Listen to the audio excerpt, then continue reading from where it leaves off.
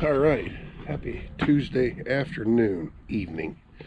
It is May 12th, and I don't know if you can see it, but there's a guy planting over there. I would say they're no-tilling beans in, but they're the only one that I have seen running in my area, period. And it's dry on top. See, they're on the same. Big John, Big John. Well, I don't know why you just shut off, but like I was saying, I don't know if the camera shows it, but I got, some hills back there, rolling hills, little bitty hills. But on the side of them hills, this is the time of the year you'll get in trouble. Used to, I should say. Now that I've got some bigger tractors, but I used to try and pull some of the... I got stuck going up the hill with the grain drill a couple different times. Halfway up them hill, there's weepers, and it's wet. It's just a different... Okay, let's try this one more time. I just changed that battery out. Went from 85% to 0 in that little bit of time. So anyway, like I was saying, I've gotten stuck pulling the grain drill with either scooter or the 970 going up them hills this time of the year. The bottom falls out. It's just wet and you're going uphill. Anyway, more power to them. 100% chance of rain here in about 4 hours. And it looks like it. It's gray. I haven't gotten too big of a hurry yet. So what we're doing is the hoses you've seen me put on this drill that come from up here to down here. Well, last fall when we were doing wheat, I broke one right here. I broke the top of the connector off where the hose connects to it. So that's just a simple piece. Drops the seat down, goes in there like that. Delivers the seed down to the bottom of the trench. Well, they don't make them anymore. This is the contraption that you get, along with a whole bunch of other stuff. I was just going to cut all the other stuff off, but it's not the same length.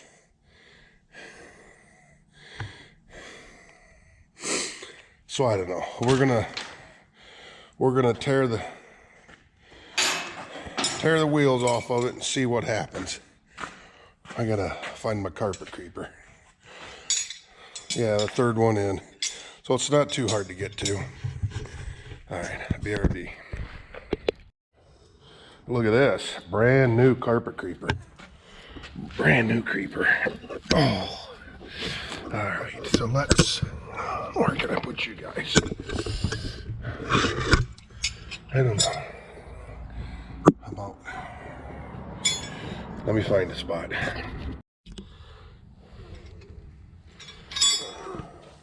Are you recording? Hopefully. All right. Wrong one. There we go.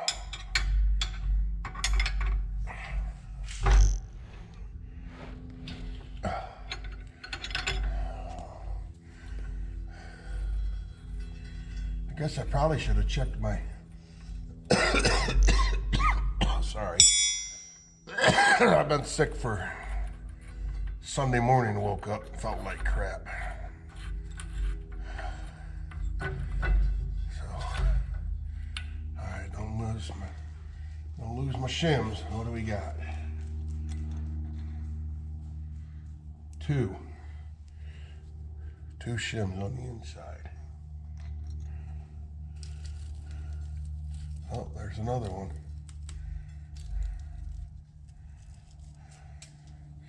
3 shims on the inside.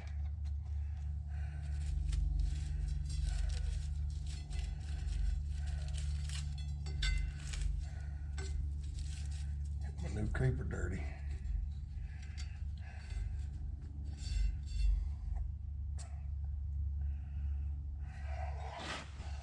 All right, well, let's take this other side off too.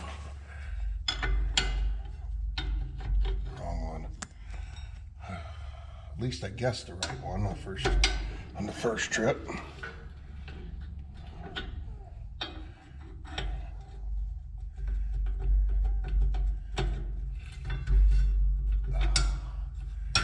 Careful, these are sharp.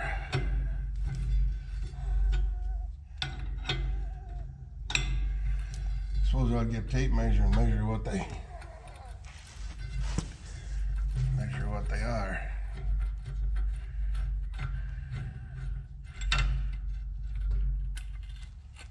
Okay. So there's 3 shims on that one also.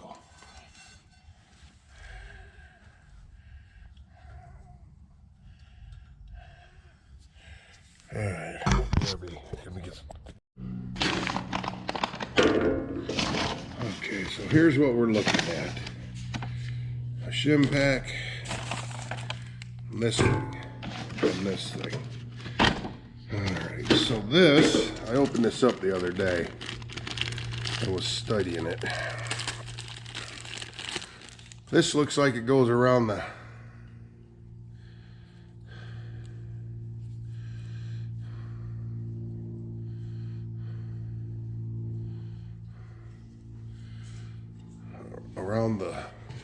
posts that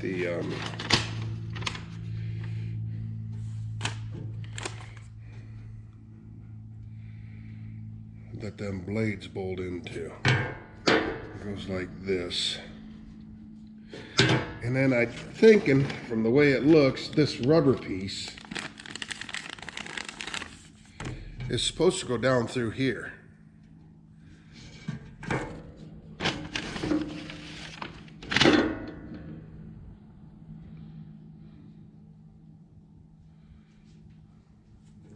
But it don't fit.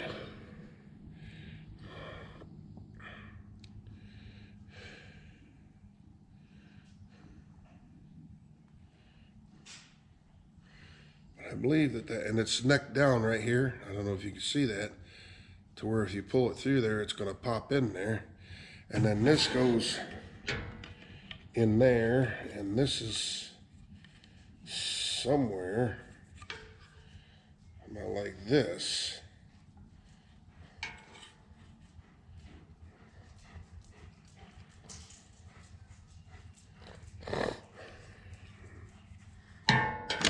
But I think we got to get this through there first.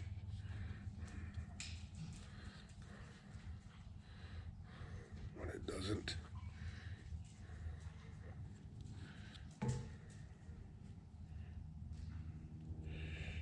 Well, maybe it does.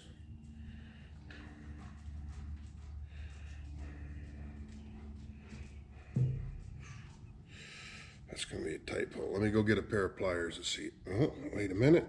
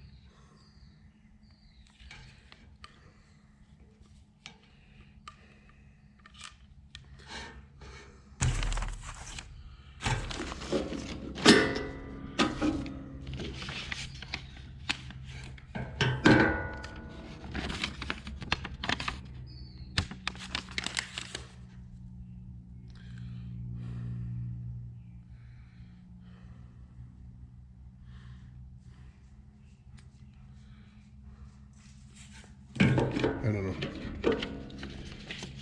Let's go take a look.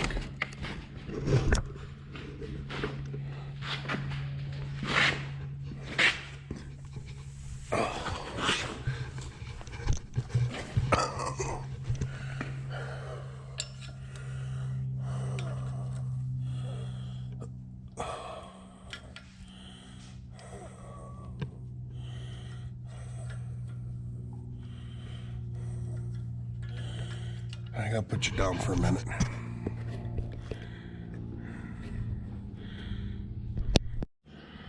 Okay, here's what I got figured out. I've got it attached, got the tube in there, got it screwed down.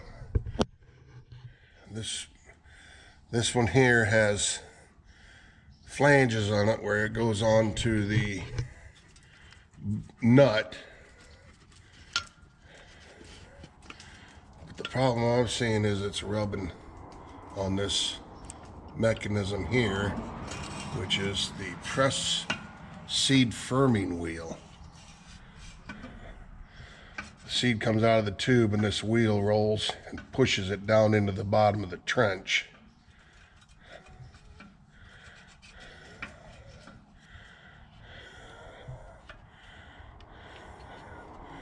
This is wanting to come off to the side, but once the discs are on, that'll hold that there. But how far up do you?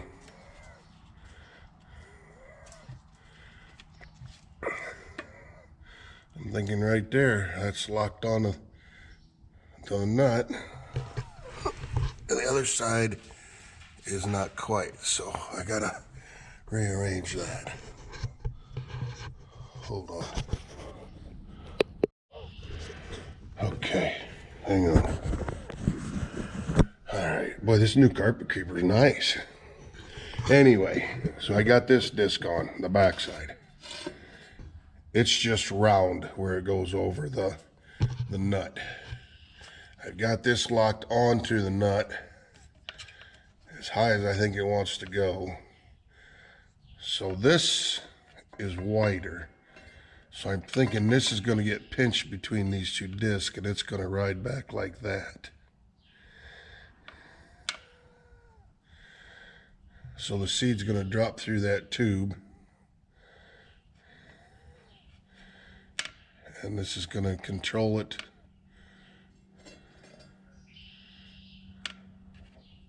I don't know. Let's get the other disc on and see what happens. Can you guys see there?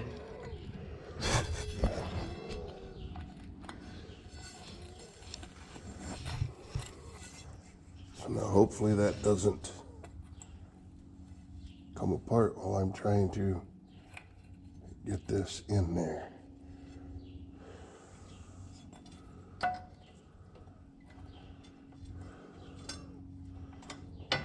Come on.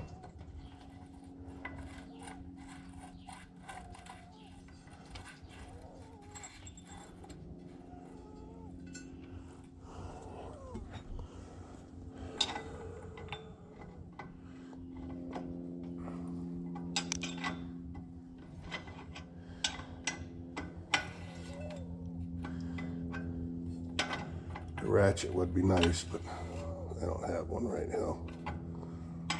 Or an impact. The impact's kind of hard to get in here.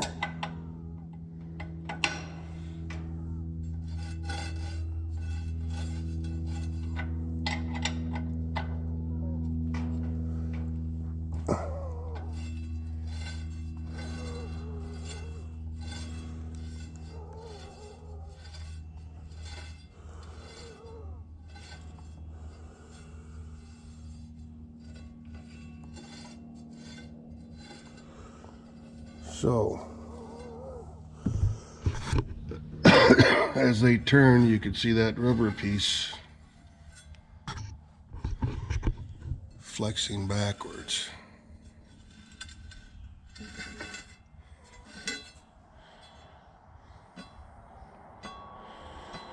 Okay, I guess we'll try it. Check, make sure these are. That one's tight.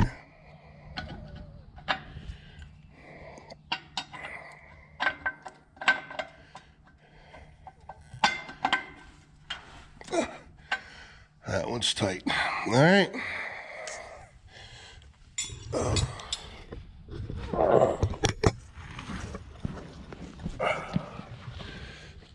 I guess that'll work. When we get in the field, we'll just have to take a look at it and compare it to the other rows.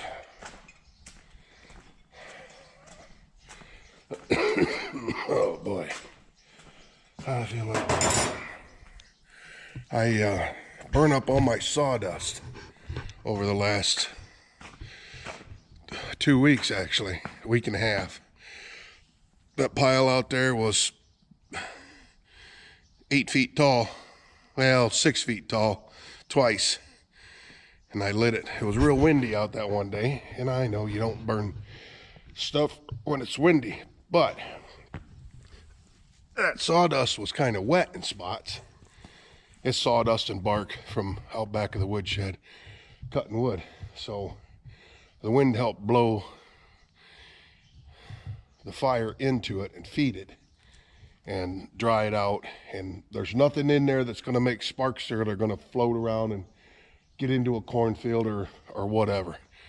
And it just, it basically smoldered for 4 days, and then I took the rest of it out and dumped it on top of it again. It needs stirred up. There's some stuff out there that didn't burn up yet, so that'll smolder for a couple of weeks, depending on, that'll smolder for a couple weeks. So anyway, we got that seed tube in there. I don't know, it looks like a pretty good design.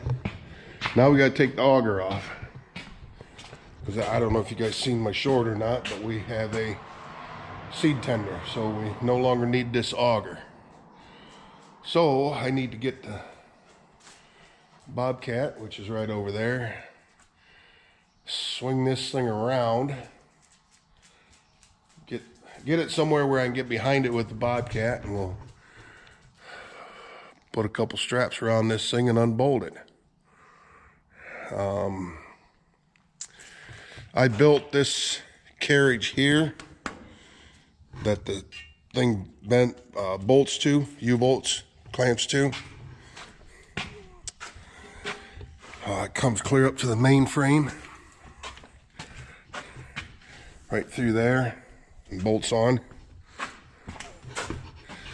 Over the years I've had trouble with it. It started ripping loose here, so I put these straps in, pushed everything back up, welded that back up, put them straps in there to hold it up.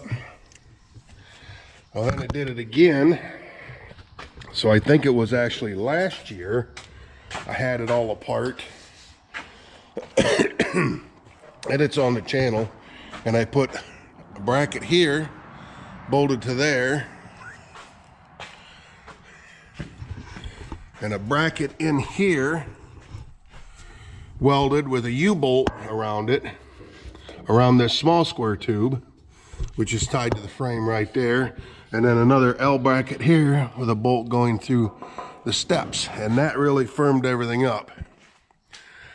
But now I don't need that on there, so we don't need that extra weight. So we're gonna, like I said, I'm gonna at least tear this part off and the auger. I don't know if I'll take this framework off or not. I probably will at some point, because it makes it difficult to get in there to put them seed tubes on that side, which is already a difficult job for someone my size. But anyway, we'll get the Bobcat, which is right here. We'll pull her out here, get her situated where I can get behind it, and get that auger off of there. Yeah, thought I felt sprinkles.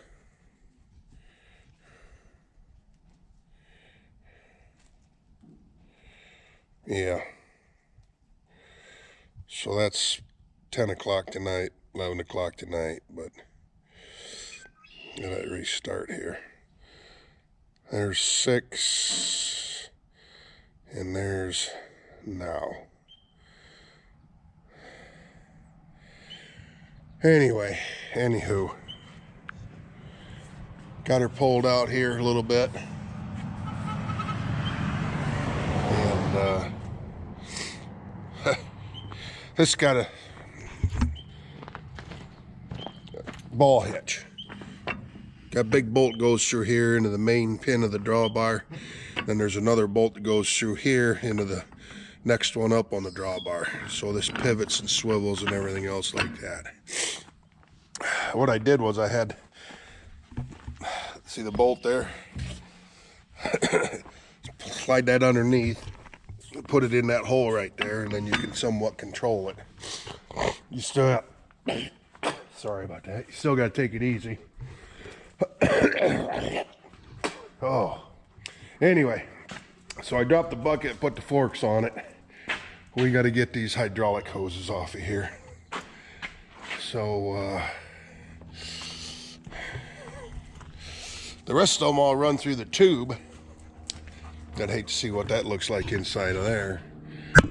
But these ones, I just ran here.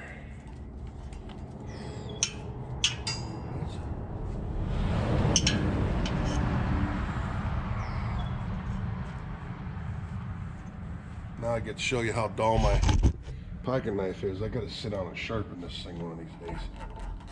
That wasn't too awful bad.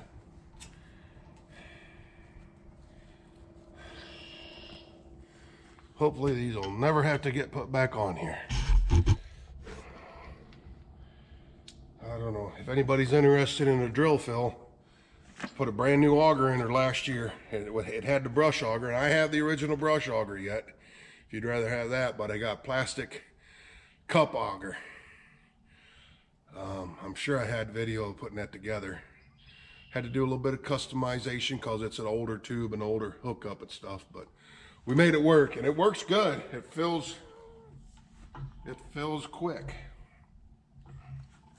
So now we just got to figure out which ones they are. Try not to put them in the dirt.